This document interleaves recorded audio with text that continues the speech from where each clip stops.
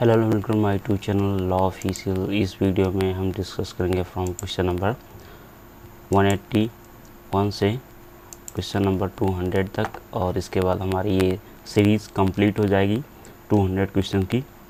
सो जो first question है, the unlawful detention of a person is questioned by the writ of, options are habeas corpus, certiorari, quo warranto या फिर mandamus. So जो unlawful detention of a person है उसे contest किया जा सकता है on the behalf of the habeas corpus. So जो ए होगा वो करेक्ट आंसर होगा। Next, the high court in India does not possess. So जो इंडिया में हाई कोर्ट्स उनके पास कौन सी जुरिडिक्शंस नहीं है, सिर्फ हाई कोर्ट की बात कर रहा है। So options are original jurisdiction, appellate या फिर एडवाइजरी जुरिडिक्शन या फिर रिवाइजरी जुरिडिक्शन। सो जो इंडिया में हाई कोर्ट है उनके पास एडवाइजरी जुरिडिक्शन नहीं होता है, वो सुप्रीम कोर्ट के पास होता है। Next, the provision under 9th schedule, options are can be challenged in the court of law, option B can not be challenged in the court of law, option C can seek the opinion in court of law या फिर none of this. सो जो 9th schedule में बताई गई हैं चीज़ें उनको court में चैलेंज नहीं किया जा सकता है। So option B is the correct answer. Next, under which article of the constitution the supreme court of India has been established, या फिर कौन सा आर्टिकल बताता है कि इंडिया में सुप्रीम कोर्ट होना चाहिए। सो ऑप्शंस आर 24, 124 या फिर 224 या फिर 231। So article 124 says that there should be a Supreme Court in India. So option B is the correct answer. Next, the High Court has the power to issue writ under which article? Options are 36, 220, 226 या फिर 344। सो जो high court है उसके पास भी writ issue करने का power है under article 226, और सुप्रीम कोर्ट के पास आर्टिकल 32 के से रिट इशू कर सकता है। So next question, the power of the supreme court can be enlarged by. So जो पावर सुप्रीम कोर्ट को दी गई हैं, अगर कौन सी ऐसी बॉडी है जो इसे और भी एक्सटेंड कर सकती है, बढ़ा सकती है। So options are cabinet, parliament, president या फिर चीफ मिनिस्टर। सो जो सुप्रीम कोर्ट के पावर हैं, जैसे अपॉइंटमेंट ऑफ जजेस, कितने जजेस होंगे सुप्रीम कोर्ट में, या फिर power of the supreme court other residuary power, वो कौन एक्सटेंड कर सकता है। सो ये जो पावर है यह है पार्लियामेंट के पास। नेक्स्ट, द जज of a supreme court can be removed from the office by executive order या फिर इम्पीचमेंट या फिर जुडिशियल ऑर्डर या फिर ब्यूरोक्रेसी। सो जो सुप्रीम कोर्ट के जजेस हैं वो इम्पीचमेंट के थ्रू ही रिमूव किए जा सकते हैं। Next, which article of the constitution of India deal with the advisory jurisdiction of the supreme court. Options are article 74, 142 या 143 या फिर 147। सो जो सुप्रीम कोर्ट की एडवाइजरी जुरिडिक्शन है वो बताया गया है आर्टिकल 143 में। It says that power of president to consult supreme court. So जो सुप्रीम कोर्ट की एडवाइजरी जुरिडिक्शन है वो आर्टिकल 143 में डिफाइन है।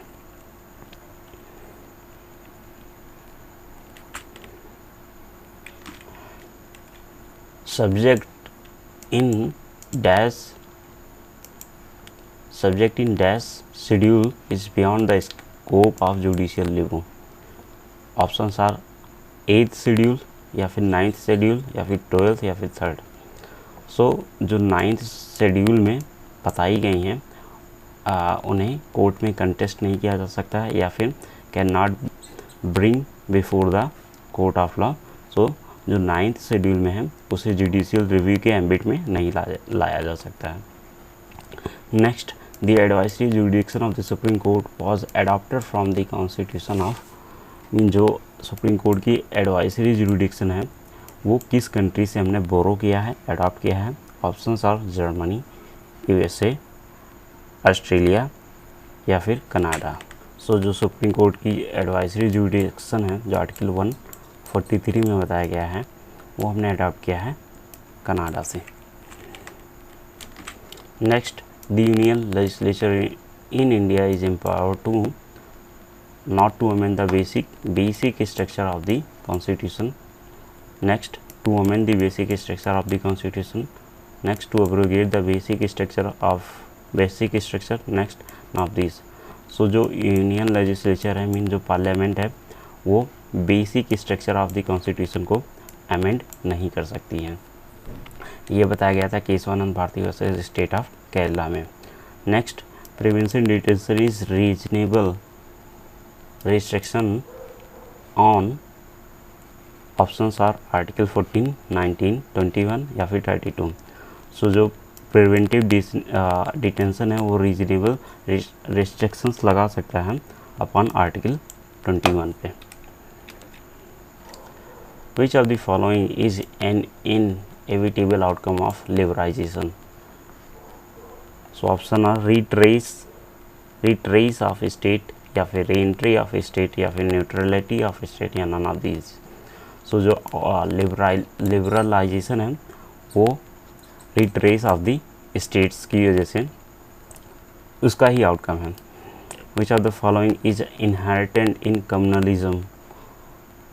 ए, peace for all religious sects या फिर रेशियल ओवरटोन या फिर एथिक राइवलरी या फिर agnostic assertion in all spheres of life. So जो कम्युनलिज्म है उसमें agnostic assertion in all spheres of life होता है। Next, communalism is oppose to, mean जो कम्युनलिज्म है वो किसके अगेंस्ट देखा जाता है? तो options are secular, credential, ethic conflict या फिर फ्रेंडशिप बिटवीन क्लास या फिर all of this.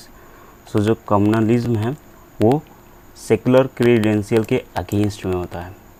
Globalisation gives primary to unbridled, globalisation give primacy to unbridled one.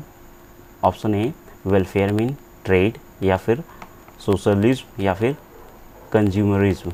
सो जो ग्लोबलाइजेशन है वो इन्फोर्स करता है कंज्यूमराइजेशन को, मीन कंज्यूमर्स को ज़्यादा ऑप्शंस प्रोवाइड करता है in the market. Original jurisdiction of the supreme court is contained in article 131, 129 या फिर 132 या फिर 136। सो जो सुप्रीम कोर्ट की ओरिजिनल जुरिडिक्शन है वो आर्टिकल 131 में डिस्कस की गई हैं। The power of the president to consult the supreme court under the article, हमने ये पहले भी डिस्कस किया है इसी वीडियो में। ऑप्शंस आर 132, 143 या फिर आर्टिकल 136 या फिर आर्टिकल 131। सो जो प्रेसिडेंट के पास पावर होता है सुप्रीम कोर्ट को कंसल्ट करने का वो बताया गया है आर्टिकल 143 में। नेक्स्ट हमें सीक्वेंस बताना है कि जो कोई भी बिल होता है हाउस में कैसे पास होता है। So option A first reading पहला, फिर कमेटी स्टेज, फिर रिपोर्ट स्टेज, फिर सेकेंड रीडिंग, फिर third reading. Option B first reading, फिर सेकेंड रीडिंग, फिर कमेटी स्टेज या फिर रिपोर्ट स्टेज, फिर third reading. Next first reading, second reading, third reading, committee stage, report stage. Last first reading, committee stage, second reading and third reading. So जो जो bill के पास होने का sequence है वो है, पहला होता है फर्स्ट रीडिंग, पहली फर्स्ट रीडिंग दी जाती है, फिर सेकेंड, फिर वो कमेटी स्टेज पे जाती है, फिर रिपोर्ट स्टेज, फिर फाइनल उसकी थर्ड रीडिंग होती है in parliament. Next last question, In a federal system, the guardian of the constitution is option A parliament, judiciary या फिर काउंसिल ऑफ मिनिस्टर या फिर नेशनल सिक्योरिटी एडवाइजर। सो जो कॉन्स्टिट्यूशन का गार्जियन है या फिर सील्ड है वो है judiciary. And now it's time to say goodbye until we meet in our next video. Till fall, like, share and subscribe this video। और हमने लगभग 200 क्वेश्चन कॉन्स्टिट्यूशन के डिस्कस कर लिए हैं and these are important for judiciary as well as various law entrance exams.